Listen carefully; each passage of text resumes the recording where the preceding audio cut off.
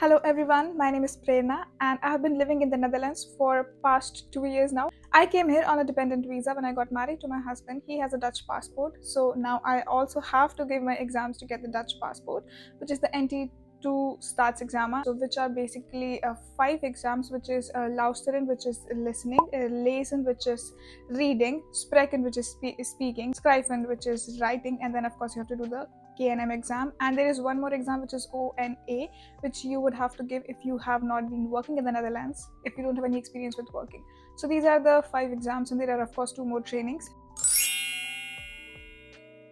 So if you have come after or in 2021, then you have to take the B1 exam. The B1 exam is a bit more difficult than the A2 exam, but I think you already know which exam you are taking. If you don't know, again I'd leave a link for that video, you could check that. And what was my experience of that exam, what kind of questions were there, how can you prepare, can you do it by yourself, can you do it online, what are some helpful videos or classes which you can take, and how did I do it. So I will cover everything from start to the end, and I'm hoping that this video would be helpful to you. And if you find it helpful, please let me know in the comment section. I started booking the exams in August. Yes, about August I started booking my exams. But the first challenge which I found was that I was not able to get the dates that I wanted, or especially if you're looking for a certain area. For example, I was looking exam center in Utrecht, and I was not really ready to go to Amsterdam or Rotterdam or Eindhoven to take the exam. So I was like really eyeing for Utrecht, and it was fairly difficult for me to get the Utrecht center because the dates would get booked in advance. You can only book the exam for the next 3 months. So after 3 months, for example, now it's March that I'm recording this video, so I can only book the exam for March, April, May. But for June I would not get any dates because it's too soon.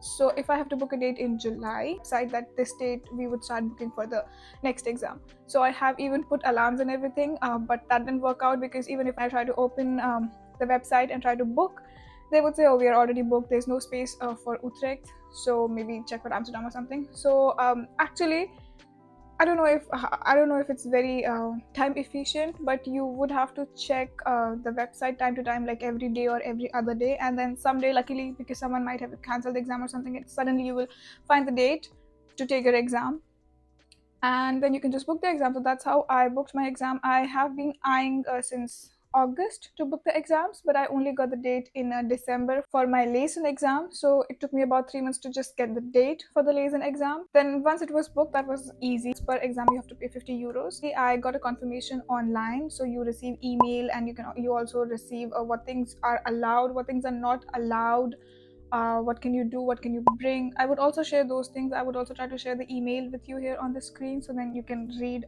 whatever is going on there. And so the confirmation was done. I booked my exam for 4th of February. I think 1 week or like 10 days before the exam date, a letter from Gemeente. This is my exam date, and you can also carry that paper with you when you're going to the exam hall. If I have to talk about what to do, what time should you reach at the exam hall, so I am pretty sure most of us are a bit stressed or anxious, or at least there's something like, the butterflies in your stomach, that okay, I have to be there on time. So most of us would be there fairly before time. So even if the exam starts at 12:30, you would be there like before 12. But that's the thing, if the exam starts at 12:30, intake starts at 11:30, and 10 minutes before the exam starts, they would actually close all the doors. It is all very clearly mentioned in the email and also in the letters.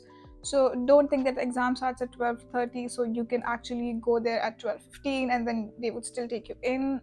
No, it doesn't work like that. You really have to on time, because they're very strict about it, and they would not entertain anyone if you're late. So yeah, be on time. That's the first thing. My center was Utrecht, so I am sharing what happened in that center. Maybe some people would have some different experiences if you are going to another branch, but I would just share what I know. So I went to the center because I was there pretty early. Yes, pretty early. So for me, there's a nice seating area. You could sit there, put your jackets. There are lockers as well, so you can take the locker, put your password, and yeah. So once they started taking people in, registering them for the exam, I went to the counter. I gave her my ID card. So my Dutch resident permit, that was my ID card. I think they are also accepting passports, but I saw everyone bringing their ID cards, and I also took my passport just to be on the safe side. But all the exams that I gave, no one ever asked for a passport. The Dutch ID card, the Dutch resident permit was more than enough. Once you give your ID card, they would check in their computer whatever they're supposed to check, and they would give you a paper, a number actually. So it's either yellow or green. Where I was in Utrecht, so it was yellow sometimes green. So there are two separate rooms. If you're in yellow, you would go to one room. If you're in green, then you would go to another room. After that, they would tell you that you're not allowed to take anything inside the exam room. So your bag, your jackets, your mobile phone, watches, even your pen. Okay, so there's no pen, there's no paper that you can take inside the exam room. They would provide you with another pen, which is like their own pen, but you're not allowed to take your pen in. Also, if you have smart watches, they are not allowed. So everything has to be put inside the locker. When I was talking about jackets, they are very strict about jackets. I will try to show you the jacket which I had on. I would leave a picture here. So this was a jacket which I thought this is an indoor jacket, because my outdoor jacket is like the heavy big jacket for the rain and the winter and everything. So even this jacket, she said no, this is an outdoor jacket, so you cannot wear it inside. So she asked me to remove it, and I had to, and I was very cold throughout the exam, about 90 minutes, because we are not allowed to wear that jacket inside. So I would suggest maybe have a sweater on, or have like lots of body warmers or something, because I was really depending on this jacket that it would save me from the cold, and I'm a cold person. I get cold very easily. So yes, that's something that, I mean, if you're going for an exam, you're already stressed, you're anxious, then you don't want to have one more problem on your head of like feeling cold. So that's something to keep in your mind. Yeah, so make sure that you are wearing enough body warmers, and maybe don't have these kind of jackets, have something more like a sweater or a cardigan, so then that's allowed. There are some things which you can take inside the exam room, which is your ID card. Of course, you have to take the ID card, and then you have to take that yellow paper with you, yellow or green paper, whatever number you get, you have to take that inside. And then of course you can take a water bottle. They are very adamant on the fact that it has to be a bottle and not a cup. So a bottle with a door, or with a cap. Yes. Whatever drink that you're bringing, it cannot be on the table, it has to be on the floor. So even if it's a water bottle or anything, they're very strict on, okay, put the bottle on the floor, put the bottle on the floor. So food can be on the table, your ID card will be on the table, but the water bottle has to be down on the floor. You can also take things to eat inside. So I have taken a chocolate, because I gave many exams. So I have taken chocolates, I have taken banana once, I have also taken mint. I saw some people, they brought cookies. So you can take food items inside. I mean, that's pretty understandable, common sense, that you would not take like rice and curry or like chapati. Okay, so not food, but snacks are allowed. You can also take dictionary with you. There's this NT2 approved dictionary you can find. I would also leave a link to that dictionary. I did not buy one for myself, so I did not. But that dictionary is allowed. It is also mentioned in the email that they sent you, that this dictionary is allowed. That's a specific kind of dictionary which you're allowed to take in. So you are allowed to take that dictionary inside with you, but you're not allowed to share it with anyone. So you cannot pass it on to your neighbors. Then once you are inside, they will check your ID card, you will give your number, okay, and the number, they will just take it there. You will be seated on a comfortable computer system. So all the exam centers, they would provide you with a paper and a pen. The paper would have your name, and there's a number given to every student. So your name and number would be on that paper, and you can do rough work on this paper, and by the end of the exam you have to submit the paper to the examiner. And also, it is a crime to share the questions which you had in the exam. You cannot share it with anyone. It's literally a crime, and they also announce it in the exam hall that you are not allowed to share these questions with anyone. Of course, you're not allowed to talk to anyone, your partners or like your neighbors and this and that. You're not allowed to do that. That goes without saying. No cheating and all. They would give you the instructions of how the exam goes, when the result would come. The result is usually 5 weeks after the exam. So after 5 weeks, you would be able to see your result online. They would give you a specific date and time, which is after 3 o'clock. So let's say 3rd of March, after 3 o'clock, you would be able to see your results. So they would tell you that, and then you would start with your instructions online. So they will tell you, okay, put your headset on and then listen to the audio. So then you can listen to the audio, and you can also check if you cannot listen, if you're not able to listen to it, then you have to inform the examiner that, okay, I'm not able to listen. Of course, it's very important that you should be able to do that. So once you're done with the rules, there's a video and it will tell you about what are the rules and what things you can do, this and that. So that is explained. After that, they will give you a code. So the code is on the screen. There's like a big projector, and on the projector you'd be able to see a 4 or 5 lettered code kind of. So you just like JXYZ or something. So you just have to type that in. Make sure that the name on the top left corner of the screen is your name and no one else's name. They would remind you that. So then you have the code, and then you can start the exam. So once you're done with the exam, you can just raise your hand, let the teacher, the examiner, not the teacher, let the examiner know that you're done with the exam, and she would take your paper in. Passing is above 500, and I've also seen on Facebook groups and all that people score 499, and then just by this one number they did not pass the exam, and then they're asking for tips, which I like, yeah, there should be some grace pass or something, I don't know. Okay, so yeah, the passing is 500. I've already mentioned that the result comes in 4 to 5 weeks. They would let you know that. If I come to the topic of preparation, of how should you prepare, so there are certain centers, I think Adapple, helpful websites.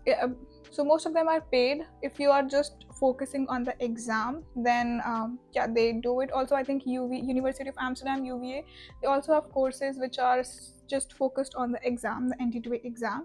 But what I did was, I would just share my experience, that I did my A1, A2, and B1, B2. I did everything. I'm also planning to do my C1 in the future. But for now, what I did was that I learned the language, not just for the exam, but also overall, because I want to work here and I have to live here for a long time now. So it's better for me. I think it's better for me that I learn the language. So since I came to the Netherlands, I started learning Dutch. Within 2 to 3 months, I had joined a class and I did my B2 in 1.5 years. So I did not actually go for any courses specifically for NT2A exam. There are a lot of courses. If you just put on Google, you would find it. But I did not do that. I just went on Google and I found old exam question papers. You can also find a lot of those on YouTube. So it's actually also on NT2A website. They share usually the last 3 years question papers. So they also share the questions and the answers. So you can actually, if you're preparing for Lauster, and you can listen to the audio. So it's actually in exam pattern form. I would also share a link for that and show you how it goes. So you can practice with that. If you pass that, if you pass the if you pass the 3 exams, then you can be a bit more sure, a bit more confident that, okay, I passed those, so definitely I can pass this one as well. And of course on YouTube you will find even older exam questions, and there are some websites where you can practice. It depends on you how good your Dutch is, which level you're on, and what's your aim. If your aim is just to pass the NT2 exam, so then maybe you can just take one of those classes and which are focused on the exam, the NT2 exam, and not overall Dutch. This is how I prepared for my exam. Honestly, I did not prepare a lot. Yeah, I was already doing my full-time job. I was preparing for these exams. I was also studying for my driving classes. I was doing a lot of things. So honestly, I did not study a lot, but I have been learning Dutch for a while, like almost 2 years. I had been learning that when I gave that exam. Also, with all my jobs, I had the opportunity to be able to speak to people in Dutch. So I had a lot of experience in listening to people while they speak Dutch. I had to. I didn't have a choice. So I had to listen and understand what they're saying, and this also helped me with my Lausterin exam. So it depends person to person which situation you are in and how is it going for you.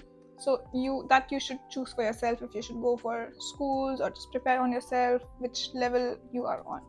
That is pretty much it. I hope this was useful to you, and if there's anything that you would like to add which I forgot to add, or maybe you had a different experience, please let me know in the comment section, so more people would be benefited with your experiences.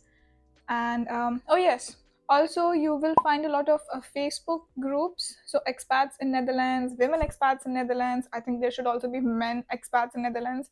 And maybe if you're Turkish, then you would find a Turkish community. If you're Arabic, maybe Moroccan or something, then you would find that community. So there are a lot of communities on Facebook. They would help you with these exams, and also they would share their personal experiences, tricks and tips and websites. So I think it is very good to be able to connect it to people overall. They would help you with this. And yes, I wish you all the best for the exam. Let me know when you pass the exam. Let me know in the comment section that you did it. Okay. I hope to see you guys in the next one. Bye bye.